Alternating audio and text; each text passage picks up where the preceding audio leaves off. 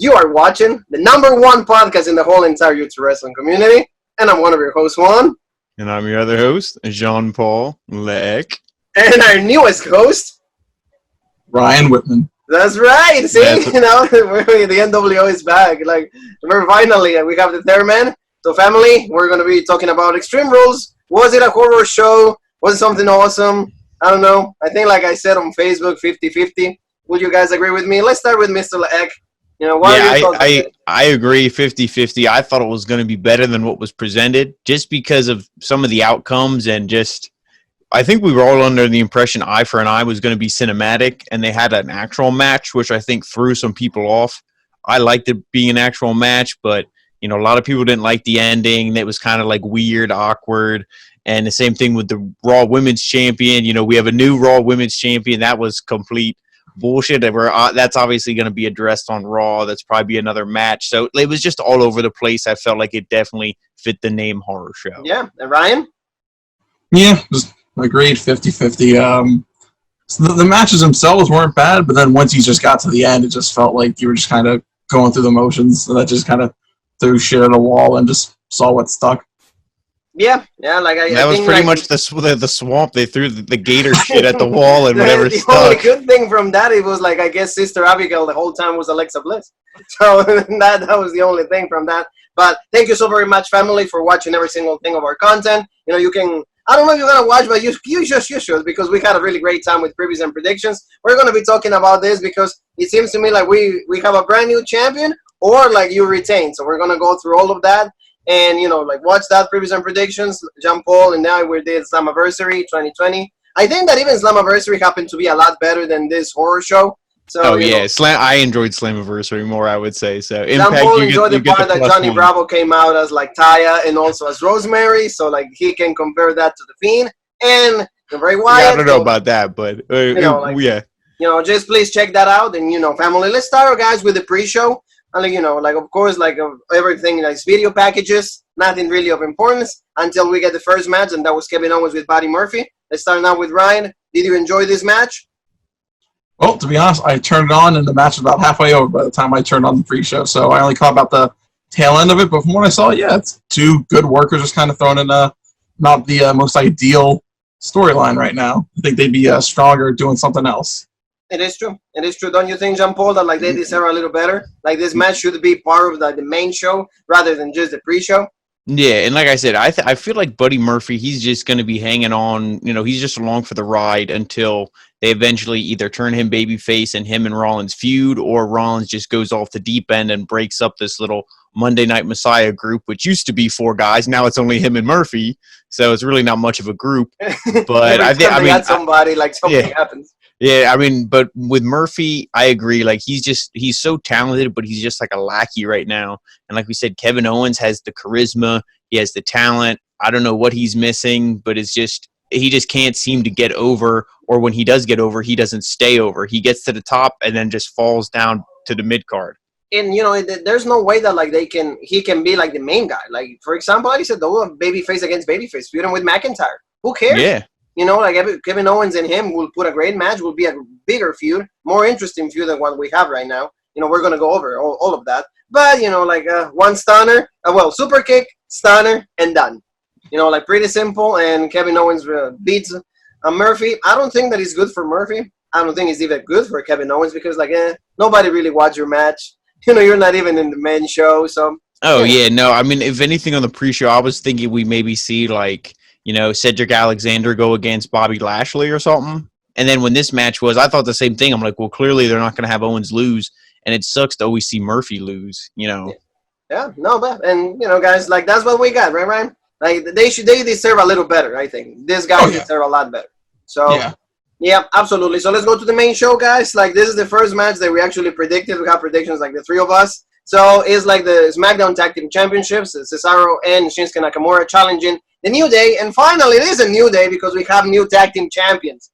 Tables match. I think that, the match was pretty cool, though. I did enjoy that. These 4 guys put on a great show. So let's start now with Jean-Paul. Your thoughts on this? Yeah, the match was good. This was a good way to open the actual show. It didn't go super long. In the pre-show, they were talking with Devon, the New Day, getting some advice from him. So that was kind of cool. You got to see Devon But this thing was good. I felt like the New Day dominated it a lot, which was fine. You know, Big E's obviously, you know, super jacked. I would like to see, like, you know, Nakamura feels like a shell of his former self. Because I even felt like on this heel team, it was like Cesaro was the main star. And not even to skip ahead to the ending, because he was the one who, you know, won it for the team. Because the New Day, they had 2 tables stacked up. He was kind of on the apron or the, you know, on the turnbuckle, and he like power bombed him through the 2 tables. So that was a legit spot. Kofi, he power bombed. So that was a legit spot at the end. But, you know, I do like how every time Nakamura looked like he was going to get sent through a table, he'd like flip the table real quick.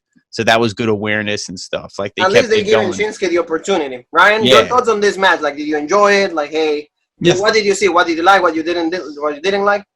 Yeah, I like the match. It's 4 guys who they have very good chemistry together, and they're all, I'd say, good wrestlers.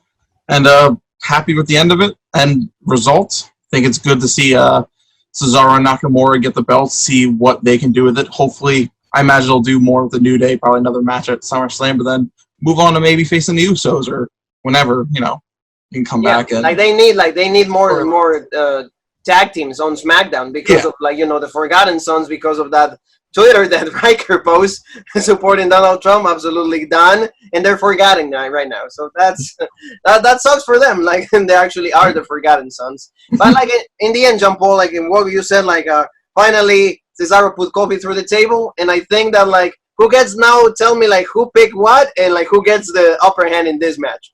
Well, we all picked the heel team in that, so we all get a point. But then, you know, for the tiebreaker, which, you know, spoiler alert, because, you know, everything's already predetermined.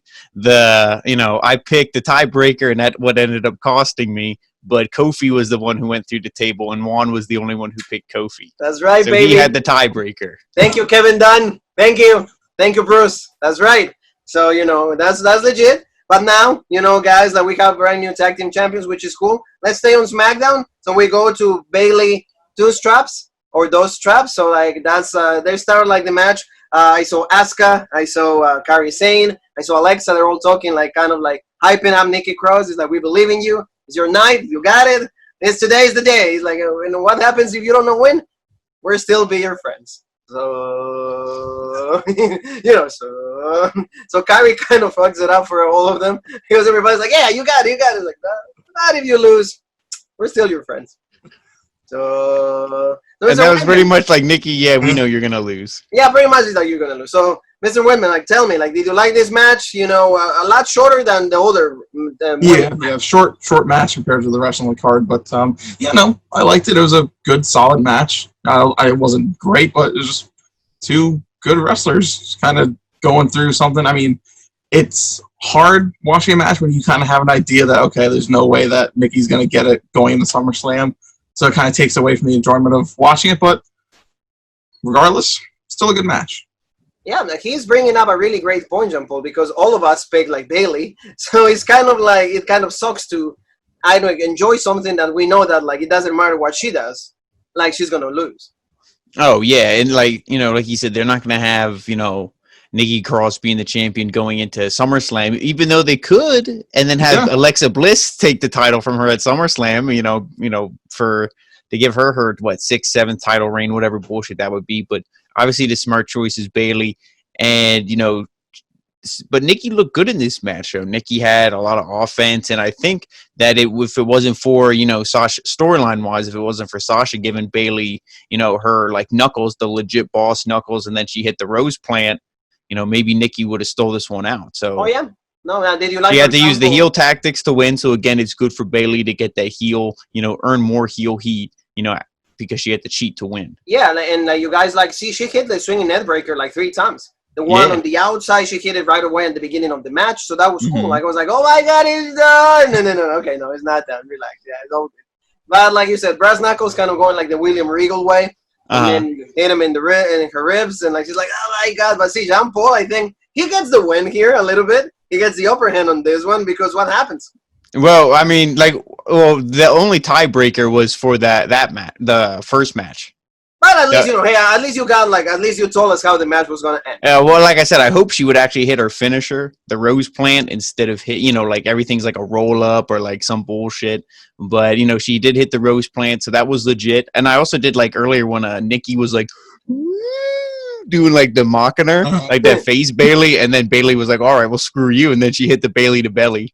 Yes, no, yeah. He's like, you want to mock me? That I'll hit you with the face move. I think Ryan, that's cool. Like to see, like for example, when like the wrestlers like kind of mock each other, they do their own. For example, I wanted like for example Nikki to kind of do the Alexa Bliss's moves. But see, that will be kind of like different, right? For example, when she stops and then she does the slap, like something like that will be like, hey, that's for you, baby, and then you just go out. Well, yeah, because that's one of Alexa Bliss's only 3 moves. Yeah, and that's the signature is the slap. Yeah.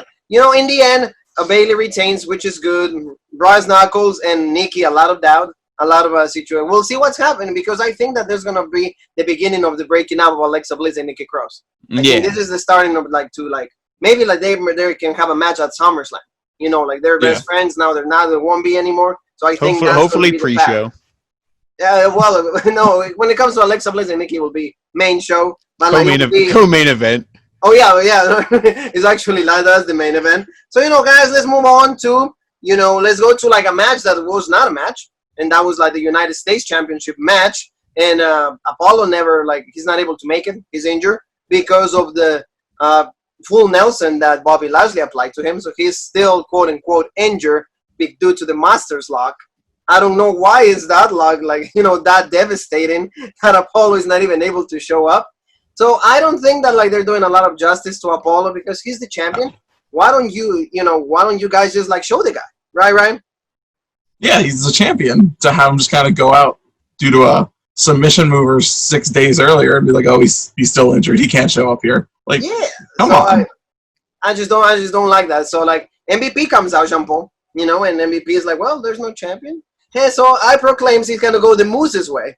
He's just going you know what? There's a championship laying right next to me. I'm going to grab it and, I'm going to put it around my waist. Hey, I'm the new United States champion. So your thoughts on this, Jean-Paul? And I wonder, is he legit injured? Has that injury report come out? No, it's all storyline. No. Because I was going to say, I feel like this is all just to pop ratings. There was no Randy Orton Big Show because you could smell that should have been on here.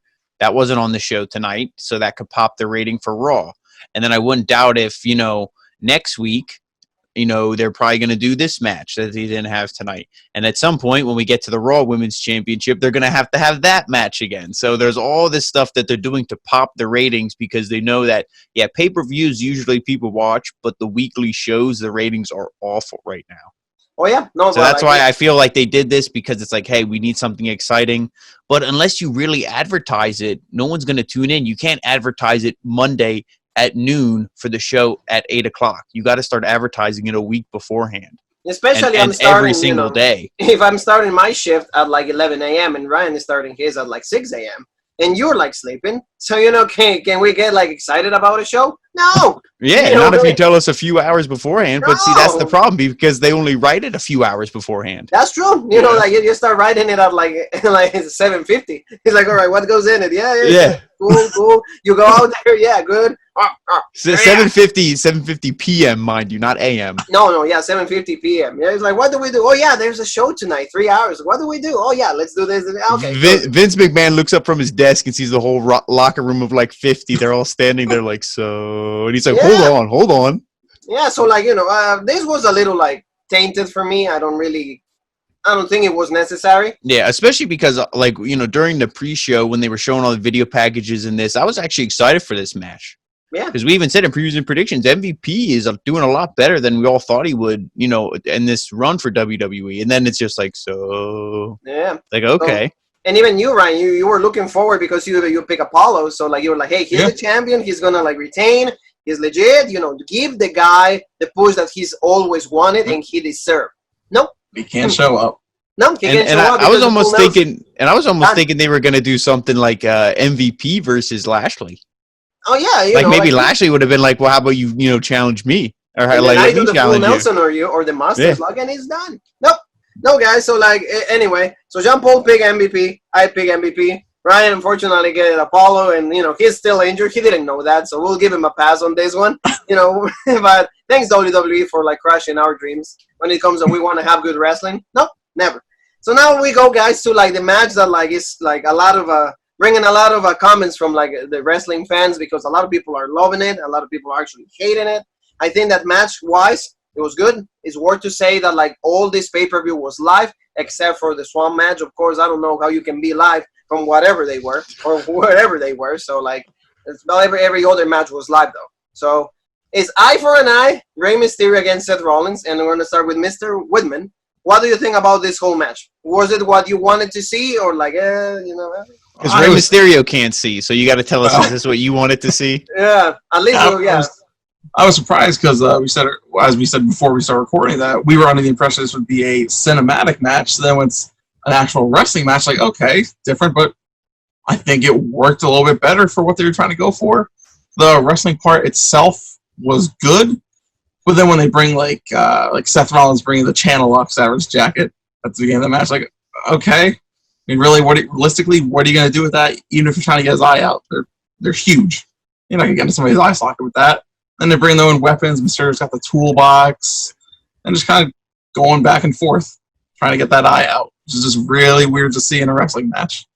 Oh, yeah, absolutely. Jump on. Yeah, I agree. And even commented, they're like, how the hell did like WWE even sanction this? Like Tom Phillips is like, I don't even know like where to begin. And it's like, yeah, like really when you think about it, you don't know where to begin. But to just kind of suspend, belief and go into this thing, I agree. Like when he had the big pliers and all that, it's like, what are you doing? Or when they were trying to stab themselves in the eye with the kendo stick before they broke it. And it's that big rounded tip on the kendo stick. Like, what are you going to do? Push his eye into his head? Like maybe if that still counts, I don't know. But the match, I like when there was wrestling. I like the intensity from Rey Mysterio. I like how, they had the microphones turned on or the, whatever. And you could hear him. He's like, you son of a bitch. And it's like, they really felt that real emotion. But they were, I don't know. I guess, I don't want to say I was hoping it would be cinematic because I always like to see wrestling on a wrestling show, believe it or not. But this just felt like kind of like weird. I don't know what it is. It wasn't bad, but it wasn't the best match that these two had. And then obviously with the stipulation and the ending, I felt like that kind of tainted everything we saw before. I agree with both of you. Match-wise, the quality, absolutely outstanding. Great, both of them. Intensity and Rey Mysterio, like Ryan said. Seth Rollins, really great execution of moves. Both of them absolutely fine. I love the frog splash, like he got him like all the way, full. And I really like when Rey Mysterio did the stomp. All of it was great until the end. Yeah, like you guys were saying, like how the hell is he gonna pop the eye? Then is when like you guys were saying, I think you, Jean Paul, and I think Ryan, you also said like go to the cinematic way. Go to the back and then do whatever. Yeah, that would have been a lot cooler if they would have maybe like, did something like that. Pop the eye some kind of way instead of like what we got, because Rey Mysterio was trying, and then Seth Rollins did a low blow. And then Seth Rollins and then Rey Mysterio, oh my god, like it's done, and then Rollins like did the stomp, and then he actually moved him into like the steel steps. Yeah, like the I would say the edgy part, and then. Yeah, into the corner of the steel steps. And the one thing that to take note is Mysterio, he didn't have the patch over his already injured eye. It looks like he just had a contact in it, so it looked like it was like, clouded over, like he was blind in it. And that's the actual eye that got ripped out. So he still has sight in his other eye. Yes. Because the same eye got injured twice. At least that's how I saw it. No pun intended, but with Rey Mysterio, is this the last we see of him though? No, that's I don't know. Like, and like you guys like, and I want to ask Ryan like two things. Like, see, Dominic, we didn't see him even interacting because it was a no DQ, so he could easily showed up and be like, what the hell are you doing with my dad? You piece of shit. You're about to be a dad, so like, I'm gonna, don't leave me without one. And you know what would have been legit is if when he had him on the corner, like set up for the stomp, if Dominic came out and Dominic stomped him. Yeah. Or like, that would have been because stomp too, and then Mysterio kind of takes advantage of it. Yeah. But see, Ryan, tell me about like. Seth Rollins like was so grossed out by this, and he just went to eat at Arby's or something, and then he got like a chicken slider. It was a little old, so like he throws up. Yeah, it felt unnecessary to have that effect because, I mean, doesn't he know going into the match? Okay, he's trying to rip out his eye, so then to see his eye ripped out, like, I feel like he should. I thought it was just real awkward, especially because the first time he did it, Rollins was like getting off on it. He's like, "You asked for this. This is your fault." Ah! And then it's like, oh, okay. So clearly he's sadistic and he's, he loves it. And then this time he's all like, so like he act like he didn't want to do it. And then he's throwing up. And yes. He's like, yeah. I'm like, really? I agree with you. It's like, that is what pisses me off. It's like, he acts like, what the fuck did I just do?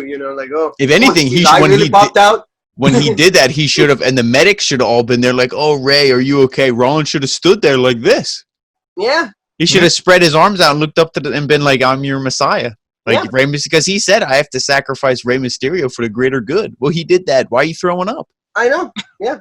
So, like, every time that you have the greater good, you're going to throw up? Yeah. Like, Who is he? Is he draws? Is he draws? Yeah. I don't know. I just don't understand. It wasn't that great for me. So, like, after that was really great, though, the promo that Bayley had. Yeah. He's like all concerned about Rey Mysterio. Oh, Rey, I was a big fan growing up. But you know what? Like, I hope you can actually get some part of your vision. But what you're seeing double is me, because I'm still Bayley two-strap. So, like, see, her character is, to me, the best she's ever been. The best. I don't care how many kids 100%. She's hugging. She's as annoying, and that's what she needed to be. And that's at least WWE is, is honoring her. It's finally doing some justice to her. So I really like that. And then we had a promo with Sasha. Hey, I'm going to become also 2 belts. And, guys, like, are you enjoying Bayley right now as a heel? Oh, I love the heel turn, especially that night when she came out, she was like face. And when she, destroyed the Bayley buddies and revealed the new hair. I mean, I thought it was legit ever since, because that's what she needed. Yeah. Awesome. She's one of those that's like, oh, you got to do a heel turn to make the character legit. And they finally did it, and it made her legit. So you can't, argue with that. Oh, yeah, Ryan? Yeah, I agree with Sean Paul. When she turned heel, it was the best thing she could have done for that character.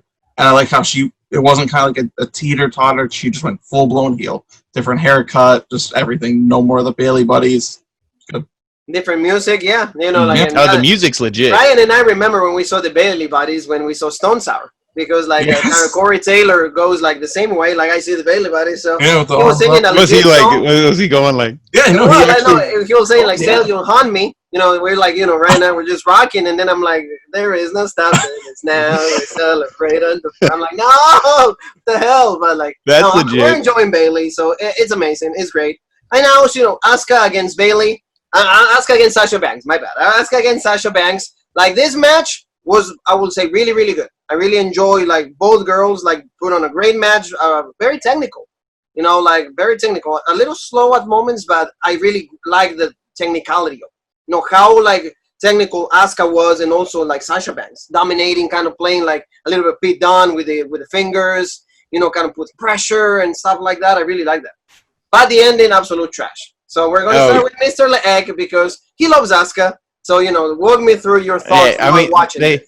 The ending, they were going up. I don't know if she was going to do like a superplex or just what she was doing. But like when Banks went to jump and probably do like a meteor or something, she completely just like tripped, fell, like, done, splat. And it's like, okay, so that was a botch. So then that was like a little awkward. They had to recover from that. And then as soon as she did that, I saw Asuka. She like rolled. I'm like, she's rolling out of the ring. I'm like, okay, that's weird. Kyrie's head, like a groundhog, pops up and is like, the hands or something. And at this point, I'm like, oh, green mist. Oh, okay. And then she spits the green mist in the ref's face. And then you're like, okay. Now that's when I was like, no pun intended, but it's about to get kabuki-ish. It's about to get bullshit in here. Yeah. And, the ref was like, oh, I'm done. Bayley comes in with the belt. 1, 2, 3. And then I think did she hit the bank statement? Yeah, well, she had it on. No, but not at that time. Not at that time. No, because Bayley hit her with the belt. Yeah, but did she cover then after, or did she hit a move after? Spinner, yeah. Okay, so she just covered. Bayley yeah. Bayley yeah. And then because Bayley made the count, and that's why it was like, okay. And then nobody rang the bell, and I'm like, okay, this is still legit. She goes over, she's like, ring the bell, and then the fucking loser's like, yeah, and rings the bell, and like, it's like, what the hell? Or like, I'm like. Even in commentary, they're like, "Oh, like what the hell is going on?" It's like, yeah, the only one don't know what's going on there. We don't know what's going on. Yeah, the only one who was like, "Oh, this is legit," was Samoa Joe, because obviously he's the heel commentator. But this is the main issue I have with Monday Night. Well, not or one of the main issues, because there's more than one. Believe me. For main roster is where the hell are the general managers? Yeah. That's when you have a general manager come out and be like, okay, no, this is bullshit, or you send another ref out, or you do something. No, like, what do we say? This is all, now this feud is really hot because, Bayley and Sasha are the two hottest things that WWE has right now. So now we can have an excuse to have them be on Raw because, this is going to be challenging for the belt. But it kind of messes up all the plans at SummerSlam unless they're not doing the breakup between Bayley and Sasha. Like I said, it might be. You guys said it though. You guys said it like they might have a match down the line for like on the Raw. So like then she will get the title back. So Ryan, well, and Sasha. Match, though. Yeah, go ahead, Ryan. No, yeah, good match. But then, like you said, once she went to go jump off the rope and just tripped, it just became a cluster after that. Because then you had the mist. It's like, okay, well, now we're just kind of waiting for whatever. Then the Bayley putting the ref shirt on. Like, what's going on? Like this. I don't think this is in the rule. This is in the rule book. And I saw after the match ended, I saw a post about this match that very accurately described it. This person called it an NXT match with a WWE ending. And I think that perfectly sums up that match. Oh, I agree. That's a legit, because like Juan said, the whole thing was so legit, so technical. Asuka looked good. Asuka had that fighting spirit, like but Sasha kept, working her over and was the heel. Mm-hmm. And then as soon as that botch happened, it was like done. I really enjoyed the German suplexes though. Like, that's what I mean. Height and like the power that she used, like the bangs, like kind of bouncing, like it was really good. And then you're expecting like a really good ending, but no. And then we get like I said, this is interesting because now it screws up everybody's brackets, you could say, for booking for, Bayley and Sasha and everything. Because it's like, where's this going to go? Unless they just drop the title right back to Asuka tomorrow. Yeah, but because Sasha's used to short title reigns, so I wouldn't be surprised if she only has 1 day title reign. That's true, and they will play out with that story. So but like before, maybe Kairi Sane will win it. Or maybe Kairi Sane wins. That would be legit. Yeah. Right? They're like, please don't go back to Japan. Here's the Raw title. But like, before we go that forward, like let's go with the Mysterio match. We never said like who got it right. And it was you two guys. You two, Big Seth Rollins. So you two are like getting it right there. So we're all like kind of tied in like the predictions because I said Rey Mysterio. Like I wanted to support my guy, but of course he has to disappoint. So so now guys, let's talk about like the WWE Championship match. Drew McIntyre, our beloved WWE champion, defending against, a guy that like has had so many championship matches. Has he ever win? No. And he was champion for 1 or 2 days. But the guy is a really great wrestler, Dolph Ziggler. Guys, we didn't know the stipulation. We didn't know what was going to be. So everybody's like, so we were actually joking around on previous predictions. He was probably going to be like whatever bullshit like Vince like decides like 5 minutes before the show is on. And it was. It turned out to be Extreme Rules, but everything in the favor of Dolph Ziggler. Yeah, Extreme Rules for Dolph. He could use all the toys. He could win if Drew got counted out. If all that stuff. It was all in his favor. But I do like when he's like, it's an Extreme Rules match, and then Drew was looking around like, okay. Yeah, that kills it though. That kills it. That killed it, the whole thing. And also, this is the thing. When did there was never a moment in this match that Ziggler looked like he was going to win it. And that's the thing where it's like, I understand Drew is like 6'5", 6'6", 280, probably 290 pounds. I don't know what he weighs, but the dude is like he has 0% body fat. He's all muscle, and he's so legit. But ever since Mania, and when he was kicked out of those F5s like crazy, he's been like on a roll like a monster, no selling everything. Like he said in this match, he took how many zigzags he took. The zigzag, the famouser, the Uranagi on the chairs. He kicks out like boom, a 2 count. Not even that convincing. Anytime Ziggler hit it with a move, he no-sold it and then hit Ziggler with a clothesline. And it's like, it's fine if that was a normal match, but when Ziggler was using all the toys, I think that Ziggler should have looked a little more dominant, but obviously Drew should have retained. Oh, well, yeah. And so, Ryan, I'm going to go along with the first one that you had when the Bayley match. I'm going to elaborate on that also because it's hard to see a match. It can be the greatest match in the world, but who's going to win in the end. Yeah. So for you, how did you see this? What did you like? There was never a moment, as much as I would have loved it, there was never a moment where I thought to myself, oh, Ziggler might actually pull this out, because you knew. Though I thought it was pretty genius from the character standpoint of Ziggler as a heel to be like, okay, it's Extreme Rules, but you can't do any of the Extreme Rules. Because then you think, like, well, why doesn't everybody do that when they get to choose their own stipulation? So I thought that was pretty smart. But no, I never thought that, okay, Ziggler's going to win this. He's not. The zigzag, then the move on the chair then.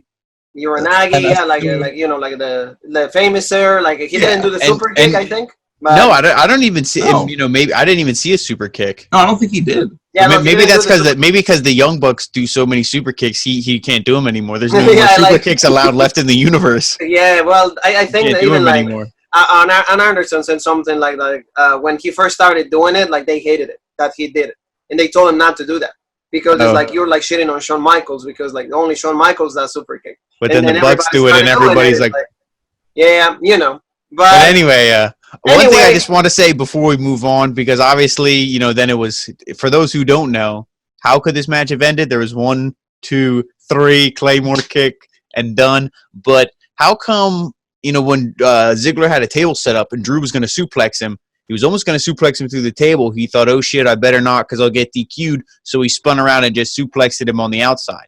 Okay, I like that spot.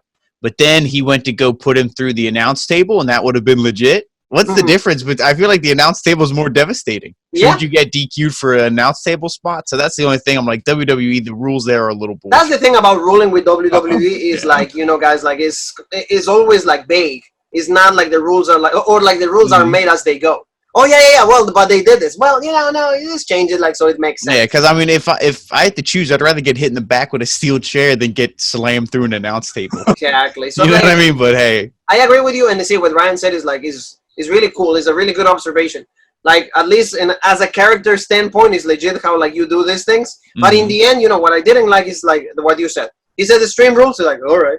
So he's like, okay, I'm gonna win in the end. Who cares? Yep. And then in the end, he no sells anything, and then he gets up, Claymore, and done. Yep. So why do we even have the match? and the only thing that sucks is he is like a freaking runaway train, not Braun Strowman. McIntyre's the legit runaway train. And if what's been reported or, rumored at SummerSlam's true, Randy Orton is just going to end that right away. And to me, that makes it almost seem even more bullshit. Oh, yeah. No, that's according to the plan. I told you, Jean-Paul, but I want to tell Ryan because, of course, Ryan is our newest member of, is the NWO, the Robbery family. The plan is like pretty much Randy Orton's going to win on SummerSlam. He's going to carry it all the way to the Royal Rumble. And then at the Royal Rumble, who's going to come back? Rated R Superstar, Edge. So they're going to fight for that, and then they want Drew to kind of win the championship once again at WrestleMania. Why? Because they probably are completely assuming that they're going to have crowd. So then they want that reaction. Just so like they do justice to Drew. But I don't know. That's why they probably building the Legend Killer this big. So like there's a lot of legitimacy, or people can believe that like he can beat Drew McIntyre. Are they going to go through that? That's supposedly the plan as of now. But WWE 759, they might change plans. So guys, like now let's go to the match. Like you said, like the train is a train wreck. It was a train wreck. This was like probably I would say the worst cinematic match out of all the matches.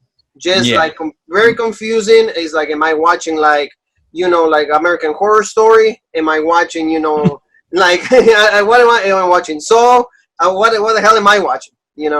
And in the end, at least Sister Abigail turned out to be Alexa Bliss.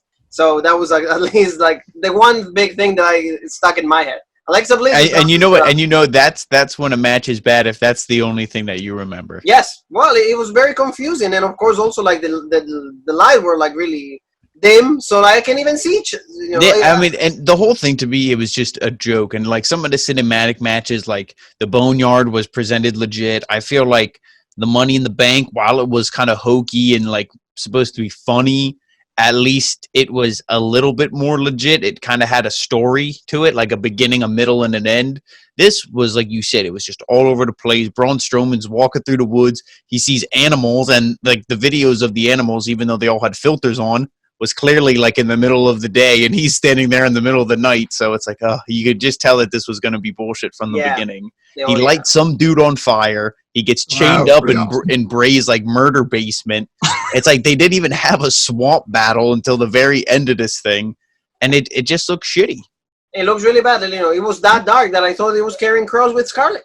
You know, I'm like, I wish it was. They're going to show up. And, you know, I don't. You guys probably saw like the picture that Scarlett had for Karrion Kross's birthday. You know, and that's a really legit. Yeah, but it was happy birthday to all of us too. Yeah, it was happy birthday to all of us. We all got to enjoy the cake. You know, like we all want to be Karrion Kross. So thank you, Karrion, for sharing the cake with us. You know, we're not allowed to blow those candles, but you know, maybe someday. So you know, Ryan, your thoughts on this? Like, did you get the whole thing? Did you understand like what they were trying to give us, or no? No, because you know when he's tied up in Bray's murder dungeon torture porn area, and then brings a snake out. What was that about? And I said it during the prediction show that they were bound to hit a wall and have a train wreck for a cinematic match, and this was a train wreck. It just didn't make sense. Absolutely. Just all right. I mean, all the rumors of Sister Abigail. Finally, no. Alexa Bliss all along. I guess Braun wants to smash. Oh yeah, it's true. I like that though. At least that's the only thing because like, oh, Braun, but clearly, I mean, I'm going to say is clearly, I don't think that is like actual Sister Abigail. That's just all messing with Bray's mind, Sister Bliss, Braun's mind. But you know, and then to skip to the ending of this thing, it was just they're fighting on the dock. Like he said, he kicks him in the water. Very like awful kick. I would have rather seen him like throw him. I don't even think his big boot connected, and he's just standing there. And then the Extreme Rules things pop up, and we're like, this can't be it. Yeah. He gets Mandible Claw pulled down, and then we see the Fiend. And we're like, okay. So, like, at least we're getting to, the match, because now the Fiend or Bray Wyatt, whatever, won, I guess.